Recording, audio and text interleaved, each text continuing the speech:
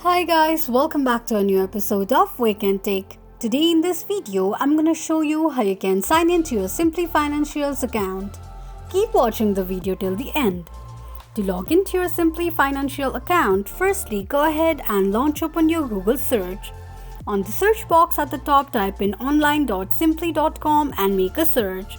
You will end up on the login page of Simplii Financial's account. Enter your card number and password associated with your Simplii Financial's account. Tick mark on the box that says remember my card in case if you want your card to be remembered next time you log in. Enter your card nickname and tap on sign in. Tick mark on the box that says show password to check if you have entered your password correctly or not. In case if you don't remember your password, click on Reset Password option. This is how you can log into your Simplii Financial's account quickly and easily just in few steps. If you have any thoughts or queries, let us know in the comments section. Don't forget to subscribe to our channel. Also press the notification bell icon so that YouTube will notify you whenever we post a new video.